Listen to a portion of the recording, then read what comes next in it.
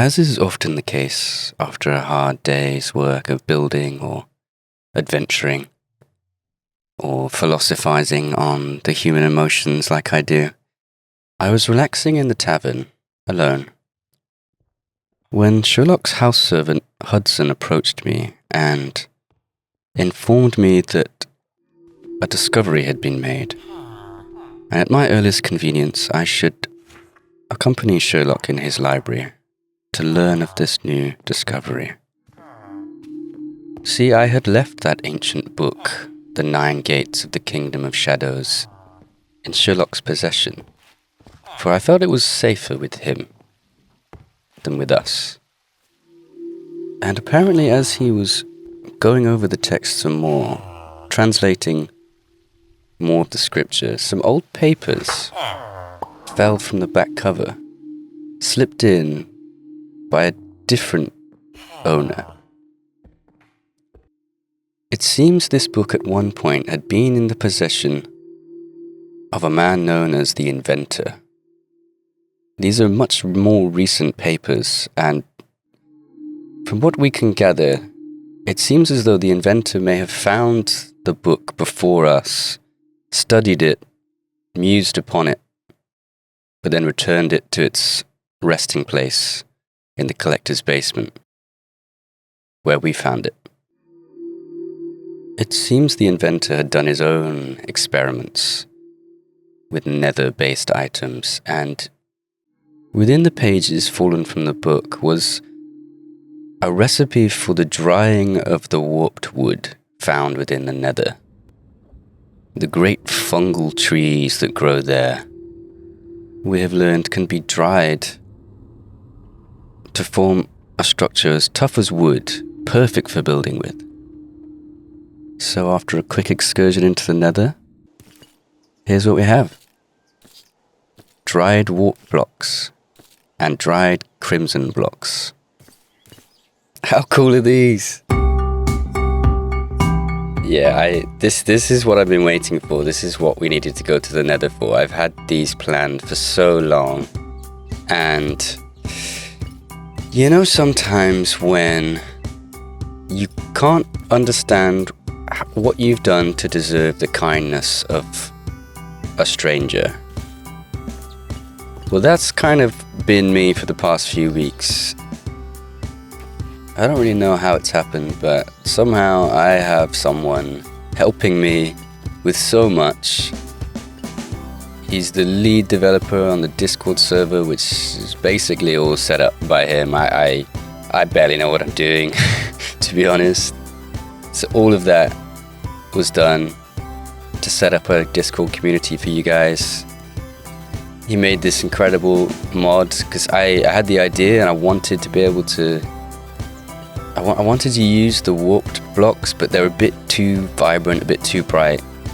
So I wanted a paler, like, look how beautiful these are. This is a gorgeous wood color. But I didn't want to replace the warped blocks themselves, because I may want to build with them at some point, you know. I don't want to lose blocks. But yeah, he helps me build this mod, and there are so many more plans in the works. I feel truly blessed to have somebody helping me like that. And in this world, even though he's known in our little community as Wolf, in this world, he is the inventor. And when we managed to create little mods and tweaks and additions to the game, I'm going to try and bring it all in as new information from the inventor, you know. Maybe one day we'll go and visit the inventor. We'll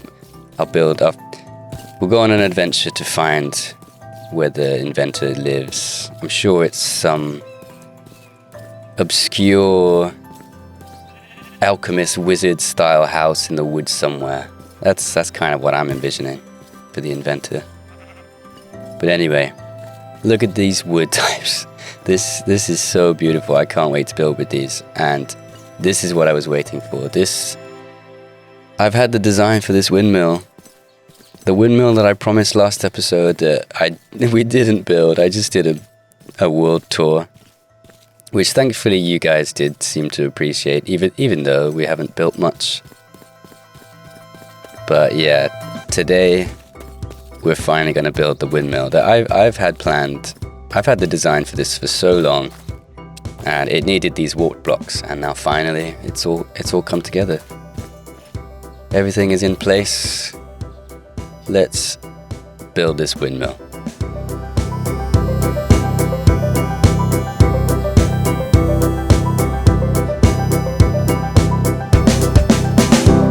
So this is kind of the shape of the foundation of the windmill I've designed. It's just across the stream.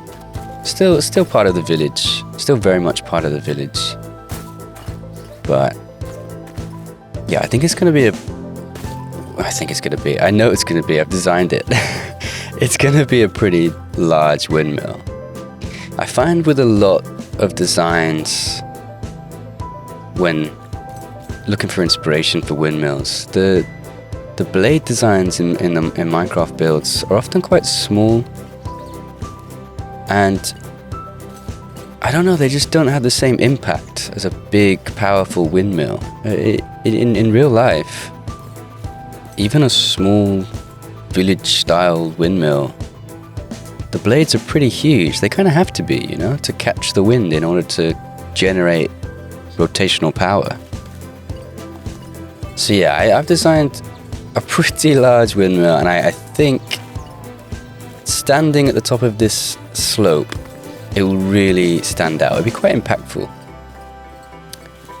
But before I build that, I think I want to cover this entire area in wheat field. I remember a long time ago watching Building with BOO. This was ages ago. This was when he built the original horse stables. I don't know, if you never watched Building with BOO, you have no idea what I'm talking about. But yeah, he just kind of covered a large patch of the landscape with wheat to create the effect of a large wheat field, and it was just so immersive. Right? Normally in this game, if you need wheat, you make a small little farm, you know, 9 by 9 with water in the middle, and that does it. That does the job. But for immersion, for realism, wheat fields in the real world can be pretty huge. They kind of have to be, you know, to supply enough wheat to produce daily bread for people. Bread was, in many parts of the world, a staple food. So you need a constant supply. You need a lot of grain stored away from large wheat fields. So yeah, even for this small village, I think it'll just look cool. Honestly, that's the real reason I want to do it. I think having a giant wheat field with a tall, imposing windmill at the top of the slope, at the top of the field, that's going to look so cool. I mean, when it's done, I'm definitely going to make that the thumbnail, so you've kind of already seen it. But yeah, I can't wait. I think it's going to look epic. So I'm going to lay out a kind of mossy, cobbly, broken down farm wall around the area that I want to turn into the wheat field. And then we'll see what kind of a space we're working with.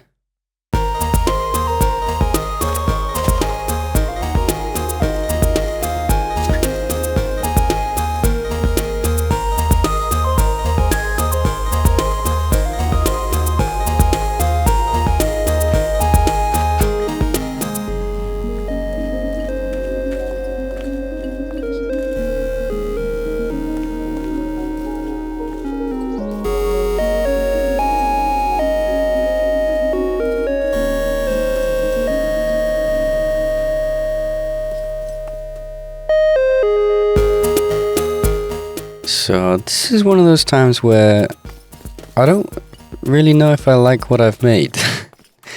I think I do. I think this is the effect I was going for, like a really broken farm stone wall. But I don't know, maybe it's too broken. Like in these sections where I haven't even put any bushes behind it, it just looks a bit like ruins. It's barely a wall at this point. But at the same time, when this is all covered with wheat, we kind of want to see it, right? As you walk past the wall, you want to see the grand reveal. Like if the wall was this high, you wouldn't have the same impact. So I don't know. I'll leave it for now, but I might tweak around with this because I think it's a bit too ruinsy. There's not a lot of structure there. But yeah, I think I'm going to move on and cover this entire field with wheat. I've only made the wall up to that point because I don't know exactly how far this way this field is going to go. It's going to be an enormous wheat field, but there is a lot of land this way, and I don't think the whole thing should be a field. Oh, it's constantly raining, I swear. Hold on. So I've known I wanted to build a huge wheat field for a long time, so I've been collecting seeds. Got many of these seed pouches from the Quark mod. Each one is, what, 640, and there's 27 in the last chest, 21 in this one, and there's loads more seeds just loose in barrels up there. So I think we might have enough to cover this entire area. Maybe, honestly, maybe I've been collecting for too long and I've got way more than we're gonna need, but I'm gonna get to covering this in wheat.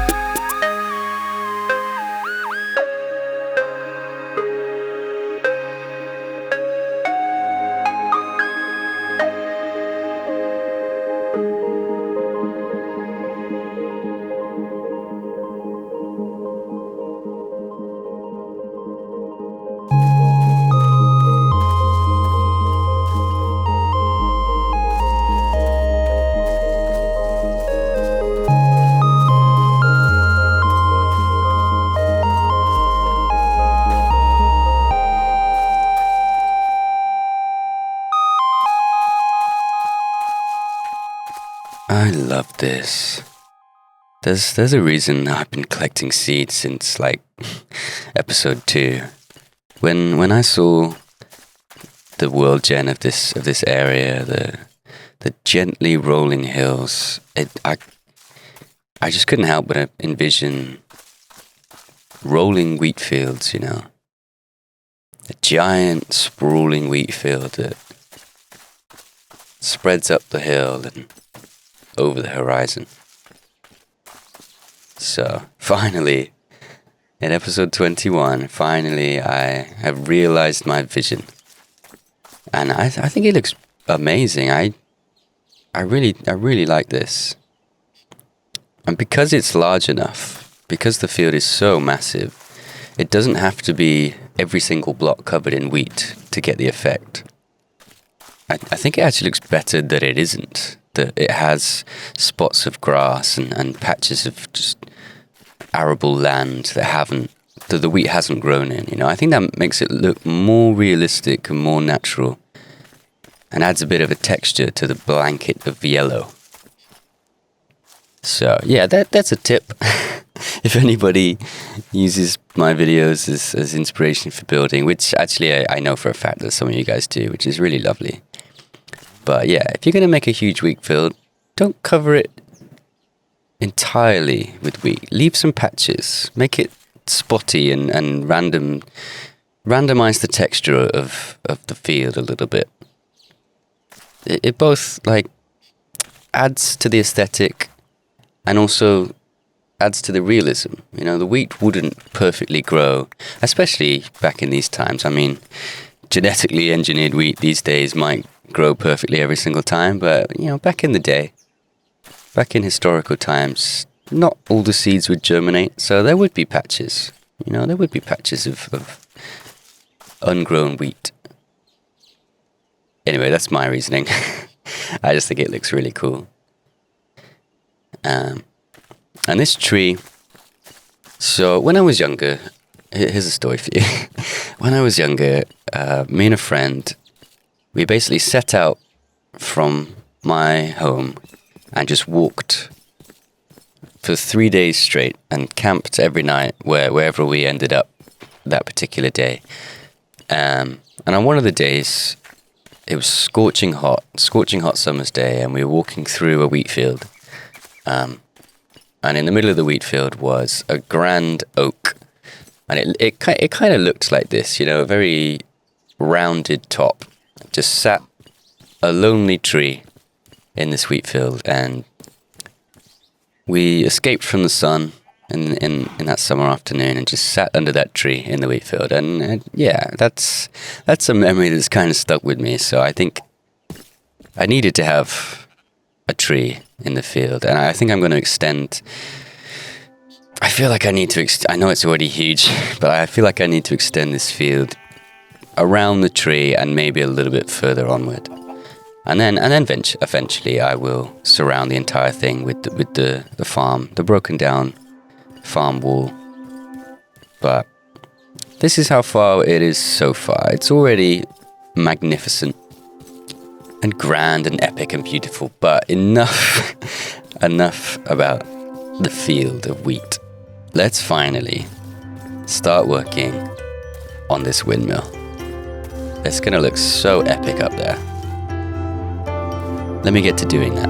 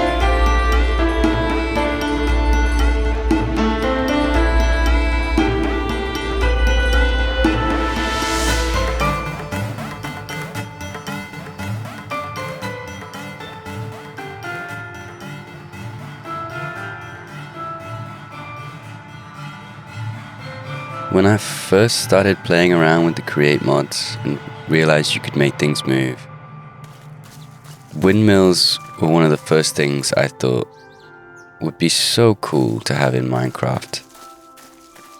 When you're like browsing Instagram or Planet Minecraft and see people's incredible builds, there's so many steampunk builds with epic windmills. And I always imagined how cool it would look if they were slowly rotating in the wind, you know. And when I first started work on this village and realized the style I was going for with this area, a windmill just seemed like the perfect thing to have in the landscape. And it's taken a while, but yeah, I finally built one, and I think this looks absolutely amazing. I've had the design for this for so long, and it just feels so good having it actually built in the world. It is a little bit laggy when I look at it. I guess there's a lot of moving blocks to render, and I think I'm already pushing the game quite hard, all these shaders and. But yeah, it's worth it. It's worth it to have this incredible moving aesthetic just in the background. You know, when walking around the village and building the future houses to come, this windmill will just be slowly rotating up on this hill, up on the rolling hill of golden wheat. I think that's so cool.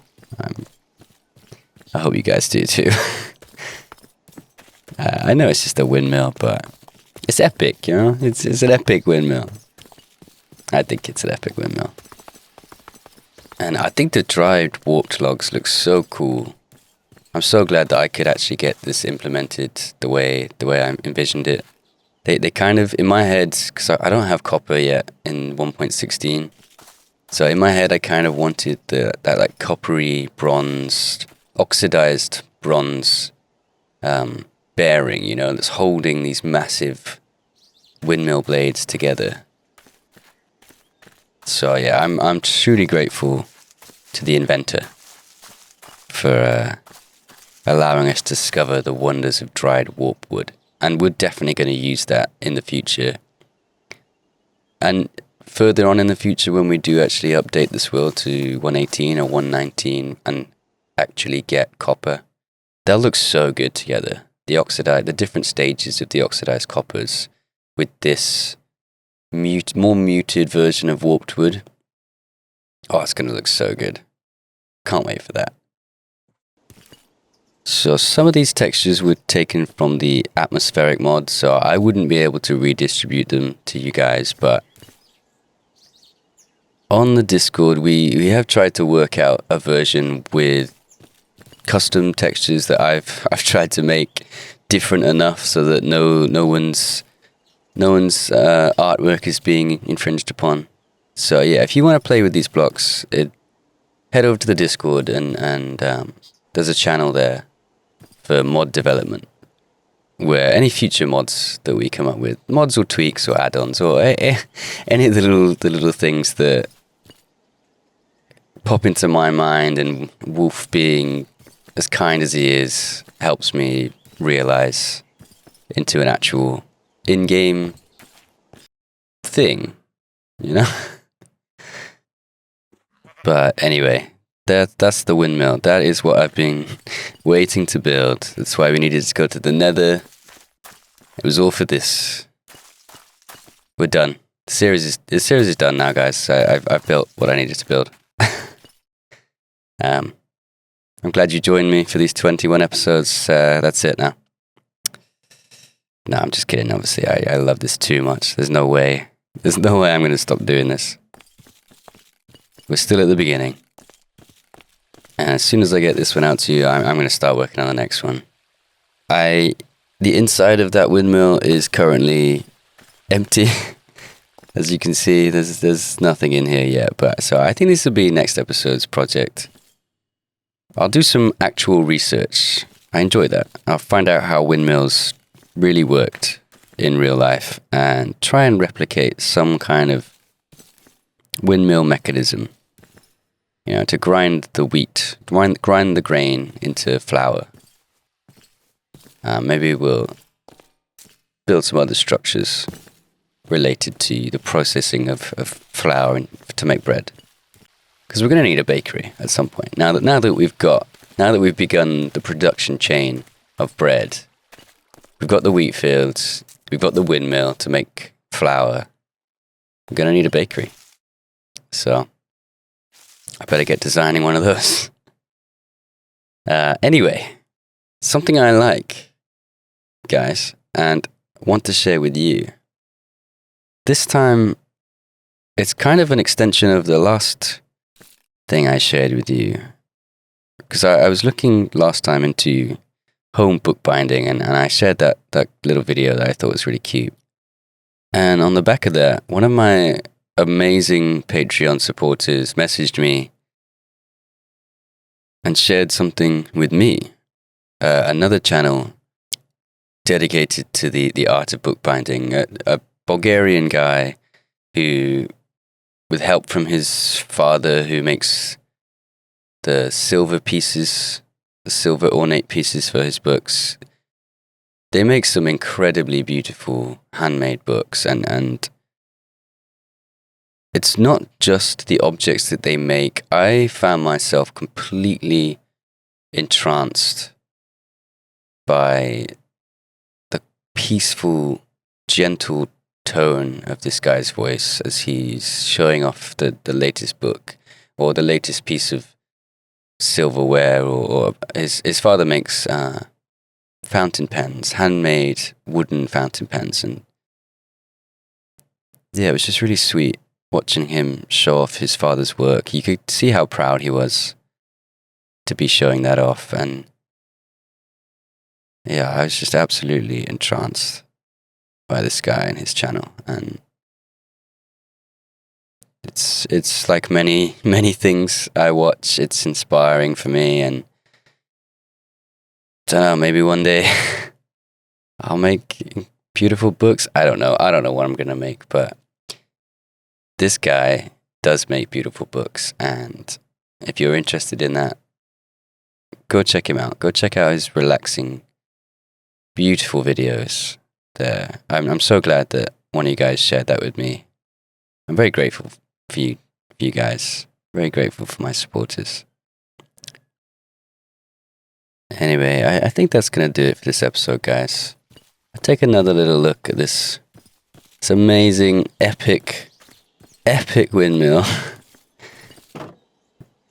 Yeah, it's really cool. I'm glad I finally got to build this. And now I can start working on some other things that I don't have pre-planned, ready to go. Some things that I don't know what's coming, and that'll be cool. I need to finish this village. It's been a while, and we've still only got those 2 houses and the tavern. Let's get this village done soon. Maybe we will. I don't know. No promises. I move slowly, you know that. Anyway, thank you so much for watching, guys. I'll see you in the next one. Take care.